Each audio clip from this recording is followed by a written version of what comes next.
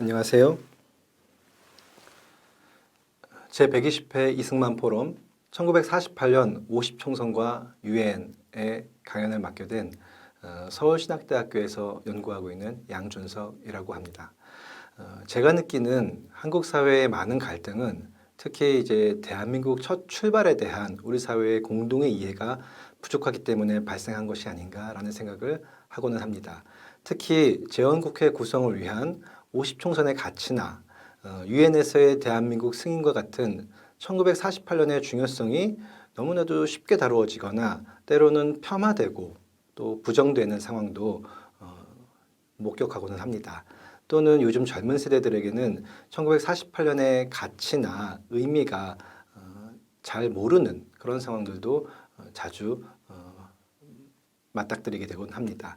이러한 차원에서 50총선과 유엔이라는 강연에서 제 개인적인 생각보다는 과연 1948년에 어떠한 일들이 발생을 했고 당시 상황에서 중요한 국가나 인물들, 행위자들이 어떠한 인식을 가지고 있었는지에 대해서 제가 검토한 자료들을 중심으로 오늘 강연을 진행해 보려고 합니다. 자, 그러면 지금부터 강연을 시작하도록 하겠습니다. 이 표는 2018년에 대한민국 70주년을 맞이해서 빅데이터 조사를 통해서 구성된 대한민국과 같은 대한민국이라는 단어와 같은 문장에 들어간 가장 빈도수 높은 단어들을 뽑아서 순위를 매긴 것입니다. 단어를 보시면은 우선 눈에 띄는 것은 국민이라는 단어가 1950년대에는 5위, 1970년대에는 3위, 그리고 2010년대에는 1위라는 것을 볼 수가 있습니다. 이 과정은 주권이 국민에게 있고 국민의 권리와 자유가 최대한 보장되는 민주주의의 원리가 한국에서 실현되고 있는 과정을 한눈에 보게 되는 그러한 표라고 생각이 됩니다. 무엇보다도 제가 생각할 때 중요한 단어는 바로 유엔입니다. 2010년대에 국민이라는 단어가 가장 중요하게 인식이 됐다면 이것은 2010년대의 시대정신이라고 할 수 있겠죠. 하지만 1950년대에는 무엇보다 중요한 시대정신은 바로 유엔이었던 것입니다. 유엔은 1950년대 6.25 전쟁 이후에 유엔군을 출범시키고 전쟁에 참전하여 대한민국이 공산화되는 것을 막는 데 가장 중요한 역할을 했으며 전쟁 후 폐허가 된 대한민국의 부흥과 재건을 돕기 위해서 설립한 웅크라가 구성되면서 막대한 자금과 지원을 한국에 이행했습니다. 무엇보다도 유엔의 중요한 의미는 1948년 한국의 50총선을 통해서 정부 수립을 가능하게 했고 12월 12일 한국 독립을 승인하면서 한국 정부를 승인하면서 한국의 새로운 탄생과 국제무대에 데뷔시키는 것을 가능하게 했습니다. 따라서 1950년대에 한국 정부라는 단어보다도 높은 빈도로 대한민국과 같이 등장한 단어가 바로 유엔이 아니었는가라고 생각해 봅니다. 바로 이 유엔과 1948년의 대한민국과의 관계에 대해서 오늘 살펴보도록 하겠습니다. 우선은 1948년 대한민국에 대한 기존의 평가에 대해서 살펴보도록 하겠습니다. 첫 번째로는 50총선에 대한 평가입니다. 50총선에 대한 우선 긍정적 평가를 한번 살펴보도록 하겠습니다. 역사적인 민주적 총선거 그리고 최초로 선거의 4대 원칙이 지켜지면서 대한민국 정부를 수립하기 위한 첫걸음을 건넸다.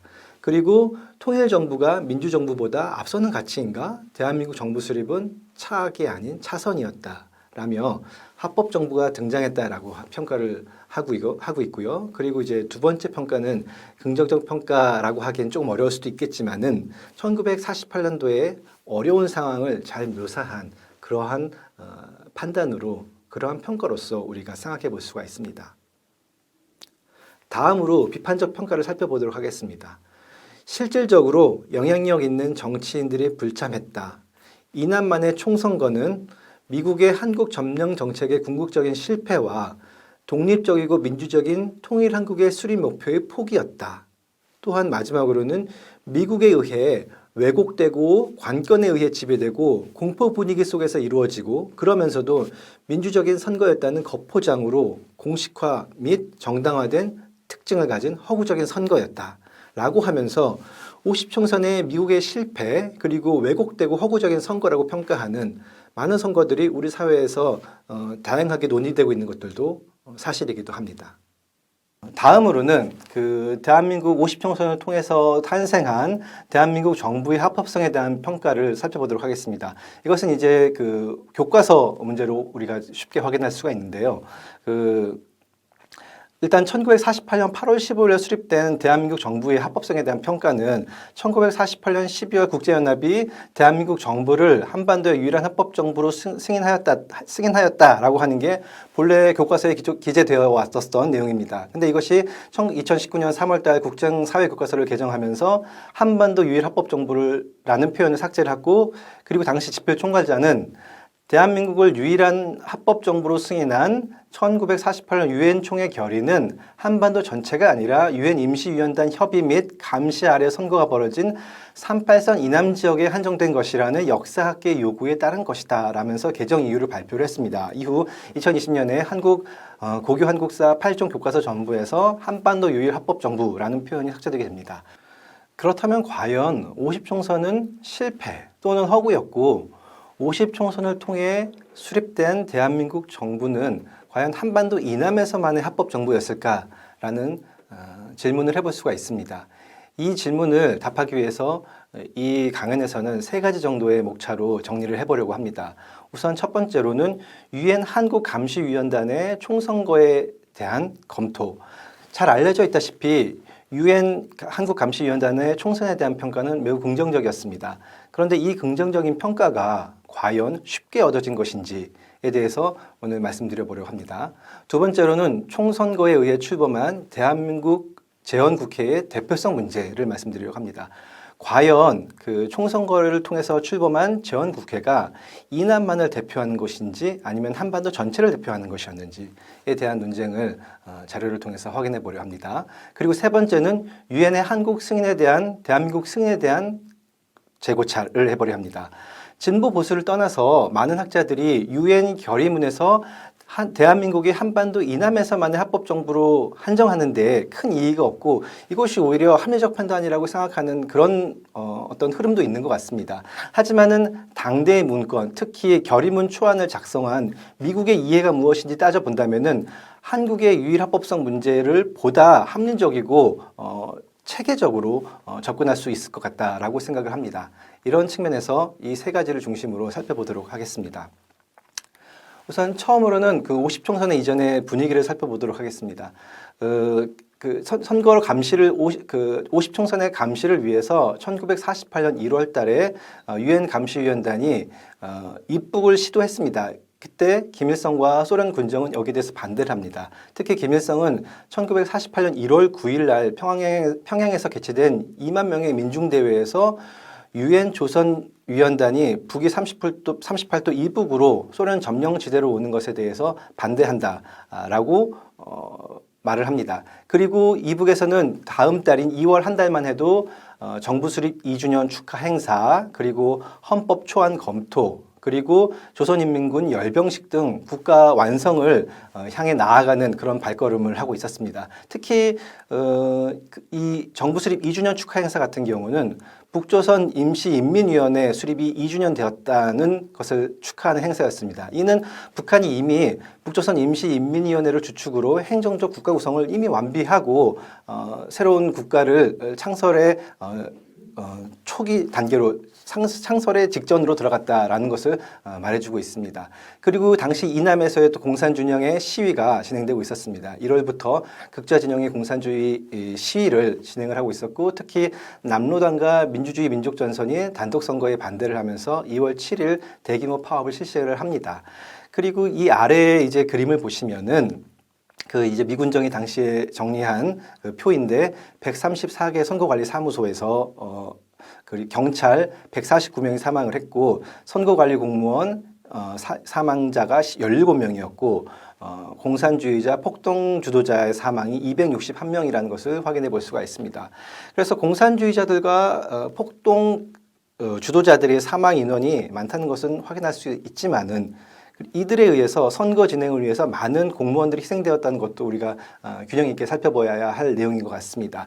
그래서 이런 내용을 보면서 50총선을 원활하게 진행할 수 없었던 남북한 관계, 그리고 북한의 독자적인 국가 수립을 위해 나아가는 행보, 그리고 이남에서의 공산주의의 위협이 분명하게 나타나는 그런 시기였다고 생각이 듭니다. 결국 선거가 의도적으로 단독정부 수립으로 진행되는 것이 아니라 대한민국만이라도 선거를 진행할 수밖에 없었던 절박한 이남 지역의 위기적 상황을 우리가 확인할 수가 있습니다.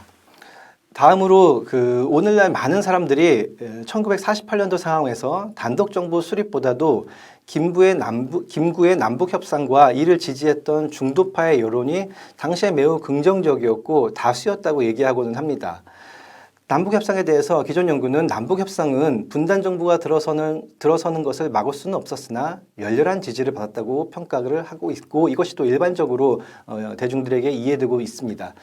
하지만은 물론 김구와 김규식이 남북협상을 진행한 것은 선택에 대해서 현재를 사는 많은 사람들로서 각자의 생각을 다양하게 가질 수는 있지만은 당시의 여론의 다수가 이들을 친중도적 입장에서 이들을 지지했다고 보이는 것은 매우 어려운 판단이라고 생각합니다. 특히 50총선에 대한 유권자들의 투표 등록률을 고려했을 때 남북협상이나 공산주의에 대한 지지자가 매우 미약했음을 우리가 자료를 통해서 확인할 수가 있습니다. 1948년 4월 9일 날 미 국무부 문서를 보면은 김규식은 매우 반미국적 단계에 도달했다. 그들은 통일을 주장하지만은 사실 평양의 초청을 받아들인 근본적인 이유는 진정한 지지자가 없기 때문이다 라고 판단을 하면서 김구와 김규식의 지지자와 공산주의자들은 매우 소수의 지지를 받고 있다라고 미국은 파악을 합니다.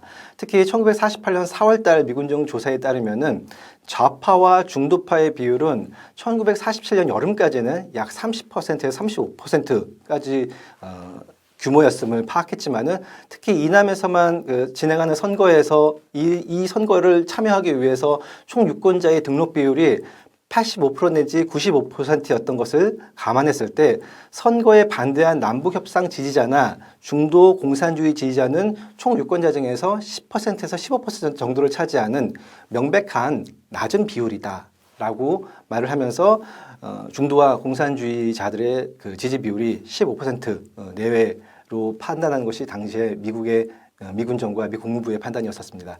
수치상 조금 차이는 있다고 하더라도 압도적 총선 지지 상황은 중도파와 공산주의 지지 세력이 상당히 낮았다라고 하는 것은 조금 합리적인 이해 수준에서 우리가 생각해 볼 수가 있을 것 같습니다.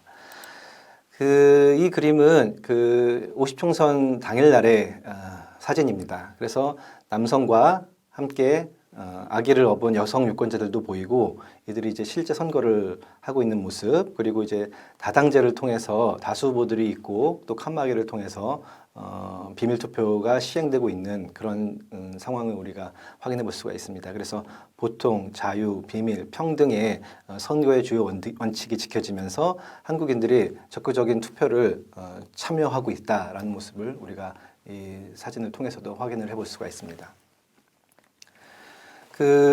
50총선을 통해서 50총선 과정에서 이 선거가 국민의 의지가 그리고 한국민의 자유가 얼마나 잘 반영되었는가를 보여주는 사례가 있습니다. 그것은 바로 선거일 확정에서 나타난 종교의 자유가 갖는 의미인데요.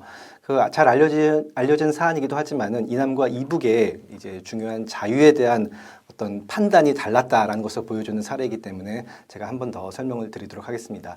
당시에 남북한 선거일 확정에서 나타난 이남과 이북의 이 선거 진행 양상이 달랐는데 이남에서는 본래 선거는 1947년 유엔 결의로 3월에 예정되어 있었습니다. 하지만 이것이 연기가 되어서 1948년 5월 9일 일요일로 결정이 됩니다.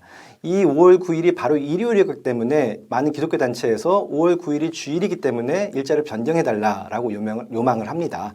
하지만 이승만 대통령까지도 기독교인들이 반대하는 말도 있으나 선거는 아침에 선거가 잘 되도록 기도하고 오후에 공정하게 투표해 주길 바란다라고 독려를 할 정도였죠. 하지만 그럼에도 불구하고 종교의 자유와 권리를 주장한 기독교인들이 지속적으로 요청을 하고 유엔 한국선거감시위원단은 어쩔 수 없이 한국의 요청을 수락하면서 선거일이 5월 10일로 다시 바뀌어서 확정이 됩니다.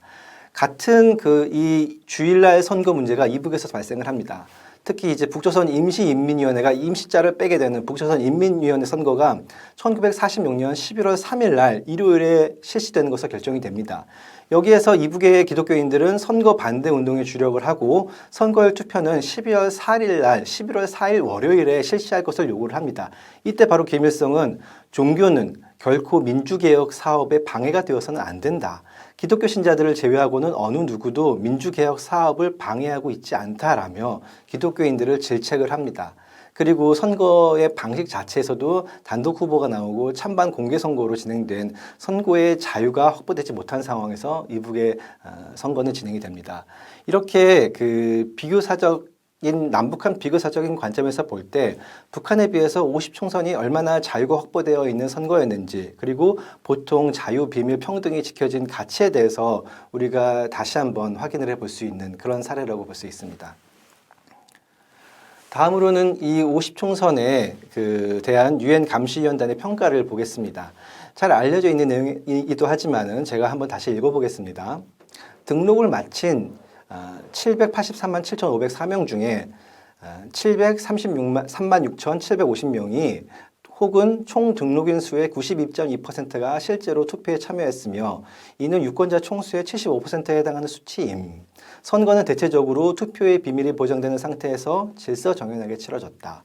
유권자의 75%가 실제로 투표장으로 갔다는 사실은 대부분의 나라의 경우에서도 국민의 반응이 훌륭한 것이라고 간주할 만한 것이며, 이와 같은 반응은 국민들이 선거를 한국의 독립을 달성할 수 있는 방법으로 널리 평가했다는 것, 그리고 선거를 위해서 투쟁한 정당 및 개인을 인정했다는 사실로 평가할 수 있음이라고 유엔 감시위원단은 한국의 선거에 대해서 평가를 했습니다.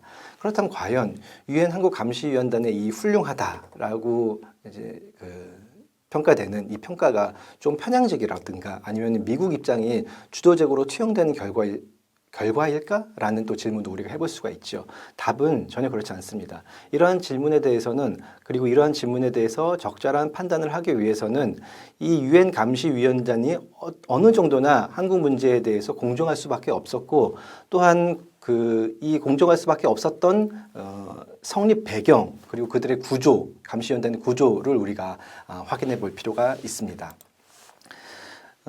총선의 감독을 위해서 유엔 한국감시위원단은 1947년 11월 14일 영연방 국가들의 미국에 대한 반대에도 불구하고 출범을 합니다. 그래서 이 화면의 왼쪽에 보여진 네 국가들, 대만, 프랑스, 필리핀, 엘살바도르는 상대적으로 미국과 비슷한 의견이었고, 그리고 반면에 이 오른쪽에 있는 호주, 캐나다, 인도, 시리아는 미국의 대외 정책에 대해서 반대하고 있는 국가들 진영이었습니다. 그래서 미국이 당시에 이 유엔 한국 임시위원단의 대표단들에 대해서 분석한 내용에 대해서도 이 호주의 잭슨 위원 같은 경우에서는 2차 세계대전 이후에 일본에서의 호주의 역할이 굉장히 제한적이기 때문에 호주의 국제적 영향력 문제로 미국에 대해서 굉장히 비판적이었고, 또 이 잭슨 자체도 굉장히 친좌파적인 성향의 인물이었다는 것을 분석을 하고 있고요. 그리고 이제 캐나다의 대표 패터슨 역시 경제 분야나 사회개혁 분야에서 공산주의적 요소를 채택할 필요가 있음을 강조하는 인물이었다는 평가도 당시 미국이 견지하고 있었던 평가 내용이었습니다. 따라서 이들 위원단 내에서 미국에 반대하는 진영은 김규식의 중도파를 지지하고 있었고, 따라서 미국이 지원하는 이남민 지역에서만의 선거에 대해서 굉장히 반발하고 있었고, 정부 수립에 대해서도 긍정적인 반응을 내놓지 않고 있었습니다.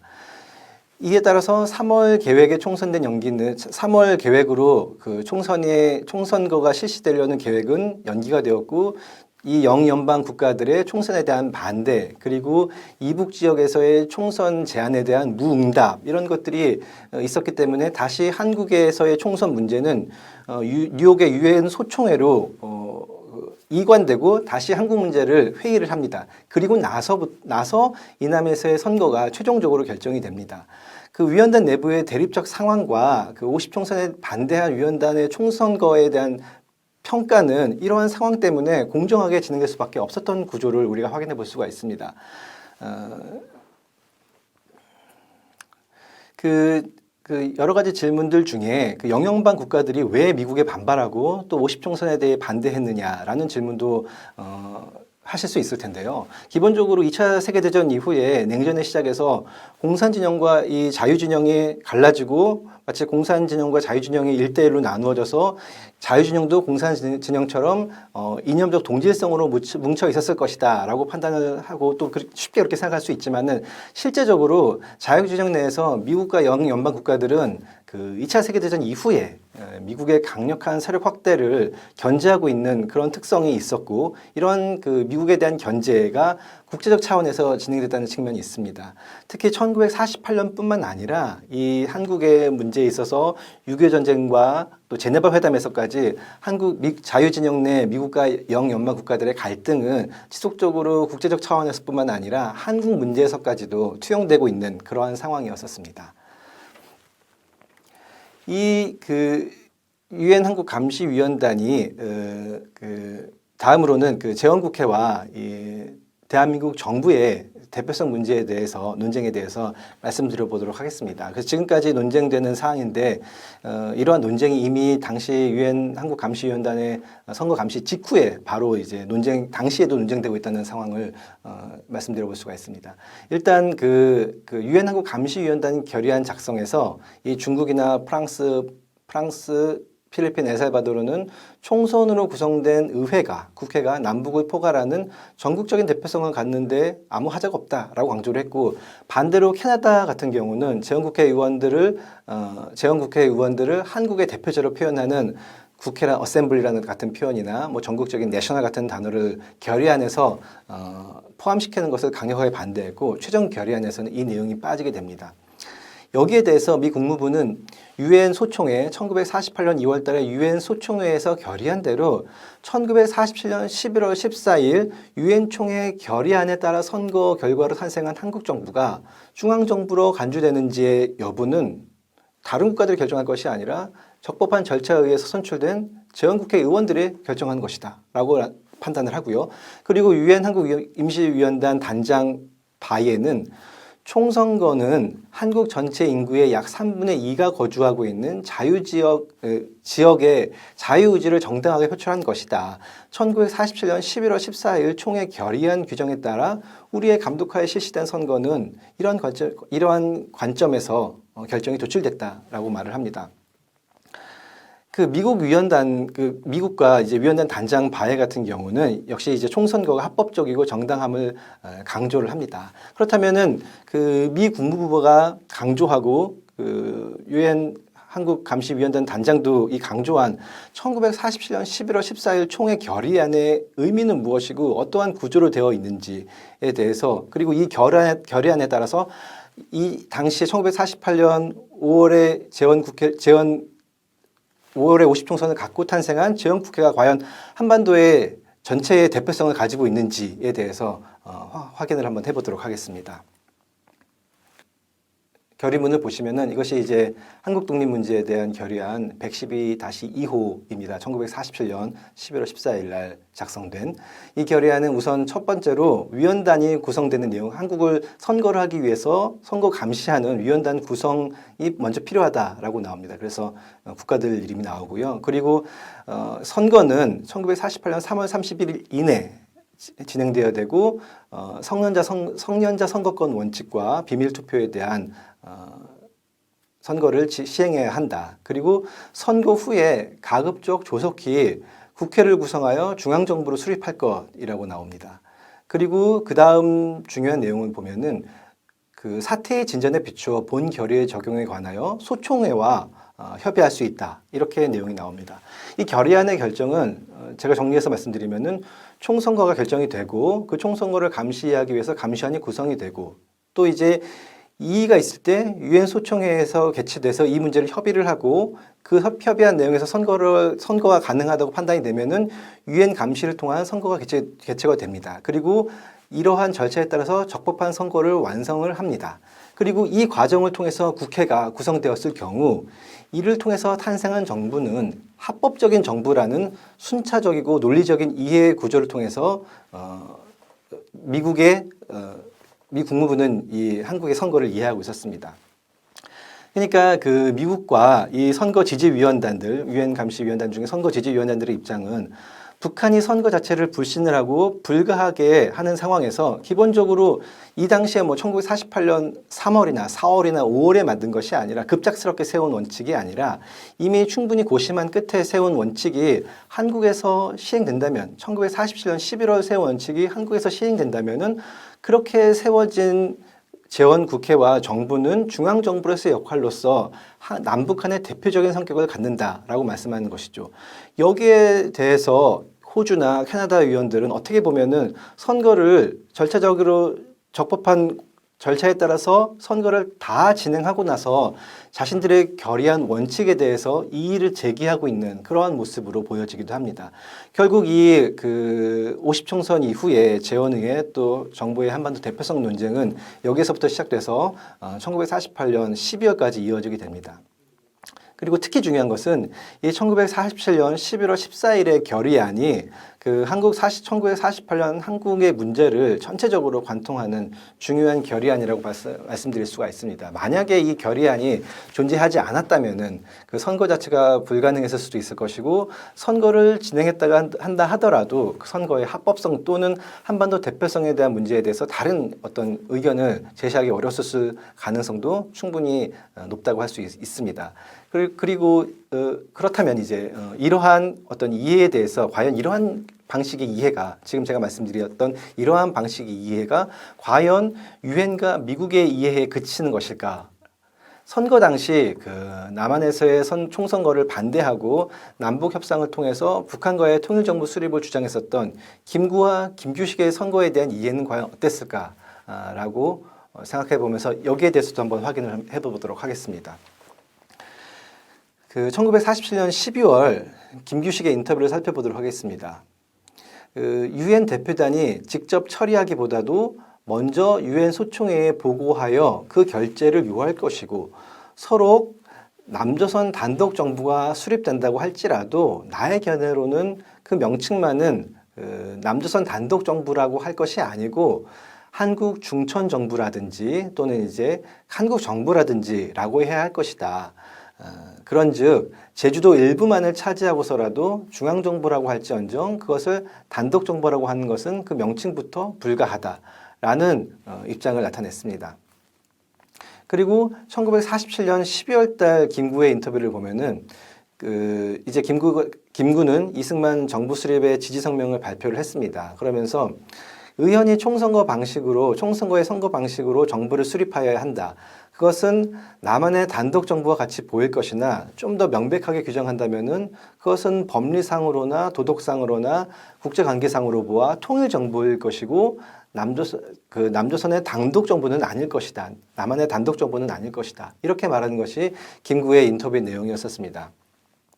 김구와 김규식은 그 지역적으로는 38선 이남에 제한이 되더라도 유엔의 절차 그리고 유엔 소총의 절차에 의해서 선거가 진행된다면은 당연히 그 국회와 정부는 중앙 정부의 성격을 갖고 전국적인 또는 이제 통일적인 권위를 갖게 된다고 주장을 하고 있는 것이었죠. 그리고 이들의 입장이 어떻게 보면은 미국이나 유엔 감시위원단에서 총선거 지지파들보다도 훨씬 더 총선에서 중요한 의미를 명확하게 이 총선이 갖는 중요한 의미를 명확하게 보여주고 있는 그런 특징도 확인이 됩니다. 특히 저는 이제 김규식의 인터뷰 내용에서 그 유엔 소총회의 보고까지도 유엔 소총회의 내용까지도 고심해서 이제 이 인터뷰를 진행한 것을 보면서 과연 이러한 그 김규식의 판단이 당시에 급작스럽게 진행된 것이 아니라 최대한의 어떤 유엔의 절차를 판단해보고 내린 것이기 때문에 그 판단의 신뢰성을 굉장히 높게 우리가 평가할 수 있다라고 생각할 수가 있습니다.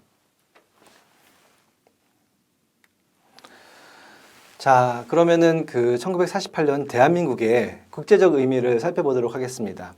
그 사람이 태어나면은 출생 신고를 해야 하듯 그 각 국제사회에서 태어난 대한민국은 유엔이라는 공간에서 대한민국의 출생 신고를 대한민국에 태어났다라는 것을 신고할 필요가 있었습니다. 그래서 이 그 출생 신고를 하기 위해서 8월 11일에 내각을 구성하기 전에 앞서서 제3차 유엔 총회의 한국 대표단을 구성을 합니다. 그래서 이들은 일본, 중국, 필리핀, 미국, 캐나다, 영국을 거쳐서 프랑스로 가는 여정을 보이게 됩니다. 그리고 1948년 10월 4일에 이제 프랑스에 도착을 합니다.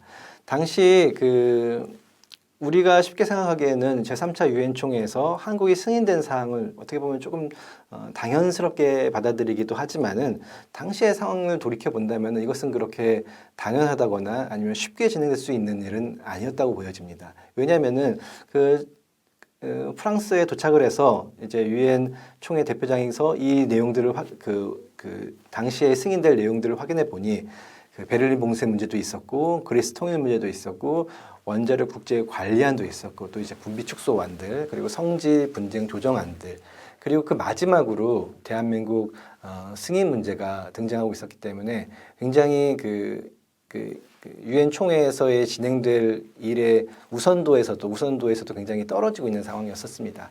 그러한 상황에서 또 이제 소련 측 6개국, 소련을 비롯한 동유럽 공산국가들은 이 남한에 구성된 정부를 악질 분자와 친일파 집단이라고 얘기를 하면서 2박 3일 동안 필리버스터를 했다는 내용들도 조병옥의 회고록이나 이렇게 많은 기록들에서 쭉 나와 있습니다. 그래서 이 한국 대표단들은 또 영연방 국가들이 방금 전 말씀드렸듯이 한국에 대한 이해와 또 미국에 대한 어떤 이해도 좋지 않았기 때문에 여기들도 설득을 해야 했었고 그리고 이제 중동과 중립국들 지역을 중심으로 한국에 대한 지지를 설득하는 그런 로비 작전을 펼쳤습니다.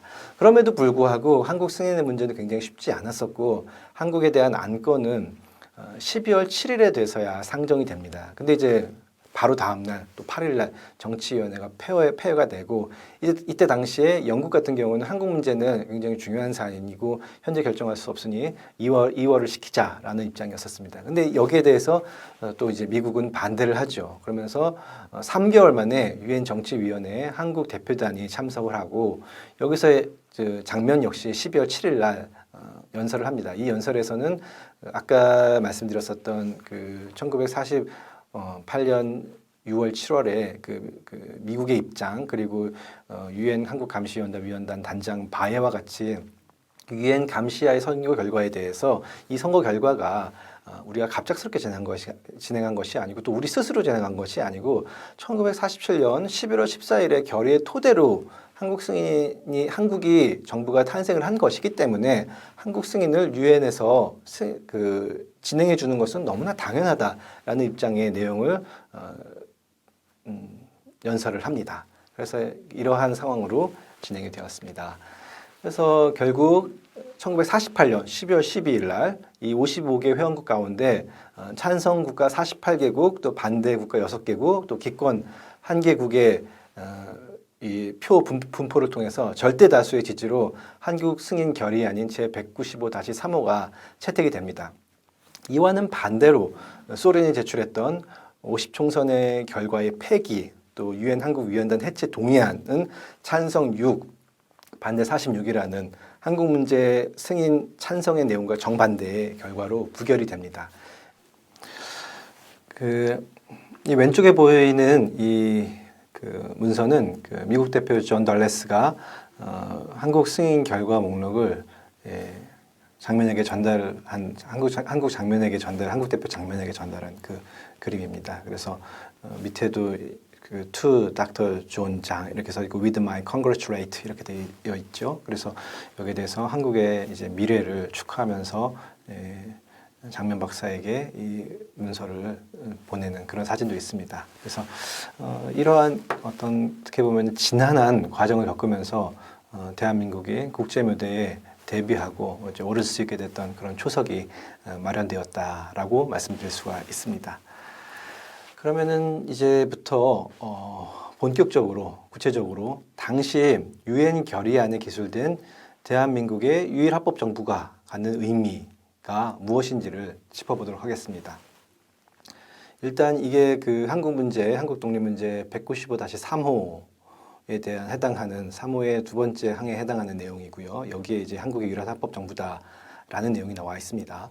그래서 제가 한번 국문 번역 내용을 한번 읽어보겠습니다. 그래서 임시위원단의 감시와 협의가 가능했으며 모든 한국인의 대다수가 거주하고 있는 한국의 그 지역에 대해 실효적 지배권과 관할권을 가진 합법정부가 수립되었다는 것과 이 정부는 한국의 그 지역의 유권자 자유의사의 정당한 표현이자 임시위원단에 의해 감시된 선거에 기초를 두었다는 것, 그리고 이 정부는 한국에서 유일한 그러한 정부라는 것을 선언한다라고 되어 있죠. 그래서 이 결의문에서 이제 우리 사회에서 논쟁이 되는 부분이 어떻게 보면은 사실 마지막에 유일한 한국 정부를 설명하고 있고 그 앞에까지의 문구에 대해서 이제 분석과 논쟁이 현재까지도 지속되고 있는 것이 사실입니다. 그러니까 기존에 우리 사회에서 일반적으로 통행되었지만은 최근에 이제 부정당하고 있는 그런 입장은 이 유일합법정부라는 선언 바로 앞에 있는 내용들이 이 조항 문구들이 그 유일합법성의 세부적 이유들을 조금 더 강조한 그런 내용이라는 입장과 최근 이 입장과 이제 대립되면서 최근에 교과서에서 이 내용이 빠지게 된 이유처럼 이남에서만의 합법성을 강조한다. 그리고 그 내용을 부가적으로 설명하고 있는 그 내용이 바로 이 유일합법정부 앞에 있는 그 조항의 내용이다라고 하는 것이 이 두 가지 입장이 대립하고 있습니다. 그래서 이 결의가 이제 국제법적으로나 또는 이제 대한민국 헌법적으로나 또는 당시의 정치적 상황에서 여러 가지 해석이 있을 수 있지만은 제가 오늘 강연에서는 미국을 중심으로 해서 이 조항이 작성되는 과정과 유엔 승인을 추구한 대한민국과 조선민주주의 인민공화국의 비교적 맥락에만 한정 지어서 이 문제를 살펴보도록 하겠습니다. 우선 그 일반적인 인식으로는 그 이북에서는 선거를 치르지 않고 이남에서만 선거를 치른 것에 주목을 하면서 이남에서만 선거를 치렀기 때문에 정부의 합법성과 정당성은 그냥 이남만이 확보한 것이다. 이남만이 확보한 것이고 이남에서 제한된다라고 주장하는 것이 현행 교과서에서 이제 한반도 유일합법정부 주장에 빠지게 된 이유이자 최근에는 많이 보편적인 인식이 되어가고 있는 것 같습니다. 그래서 다시 한번 살펴본다면은 1948년 1월 달에 입국한 유엔 감시위원단은 수차례 이북 지역을 들어가려고 했지만은 결국에 들어가지 못했고 소련과 김일성의 불허로 들어가지 못했고 2월에는 아까 말씀드렸듯이 조선인민군을 창설을 하고 헌법안을 발표를 합니다. 같은 시기에 이남에서는 유엔 한국 감시위원단이 입국을 하고 선거 절차가 구성이 되었고 그리고 1월부터 3월까지 이북에서 선거의 제안에 대한 답변을 구하지 못하자 이 문제를 다시 유엔 소총에 협의를 하고 소총의 결정을 통해서 총선거가 진행이 되는 그런 과정입니다. 그러니까 마치 어떻게 보면 이승만과 그 미국이 공모를 해서 북한을 제외하고 단독 정부를 수립하려 했다라고 이제 이해하는 사람들도 종종 가다가 보여지는 듯 하지만은 실제적으로는 북한의 선거에 대한 반대와 거부가 이 북한에서 선거를 치르지 못하고 이남에서 선거를 치르게 된 주요한 이유라고 볼 수가 있습니다. 이것을 통해서 결국에는 8월 15일 날 대한민국 정부가 수립되고 9월 9일 날 조선민주주의 인민공화국이 수립됐음에도 불구하고 유엔에서는 이남 정부를 합법 정부라고 표현을 합니다. 그리고 이는 조선민주주의 인민공화국 정부의 합법성을 인정하지 않는 결정으로 진행이 됩니다. 그리고 좀 더 본질적으로 말씀드리자면은 유일한 합법 정부라는 것은 그냥 이남만의 한국만의 분석을 통해서는 그 의미가 정확하게 나타나지 않습니다. 북한과 대비해야만 그 의미에 정확한 의미 부여가 가능한 것입니다. 즉 이남만의 제한적 합법 정부를 승인하는 것이 아니라 조선민주주의 인민공화국 승인을 거부하고 대한민국을 승인했다라는 사실이 중요한 것이죠. 그러니까 이러한 판단이 제 개인적인 생각으로 내린 판단이 아니라 지금부터 말씀드리는 사례를 통해서 축출할 수 있는 당시의 사실관계의 영역이다라고 말씀드릴 수 있습니다. 그러면 다시 당시 미국 국무부 문서를 한번 살펴보도록 하겠습니다. 현재의 이 유일합법성 논쟁이 어떤 면에서는 굉장히 유엔 결의안을 주도적으로 작성한 측의 의도를 고려하고 하는 것이 아니라 그 의도는 고려하지 않은 채 유엔 결의안의 조항 문구와 그 배경만을 살펴봤기 때문에 오히려 이 논쟁이 조금 더 불필요하게 심화되거나 좀 더 사실과 다른 방향으로 진행된 측면도 있지 않나라고 생각하는 부분이 있습니다. 왜냐하면 한국 문제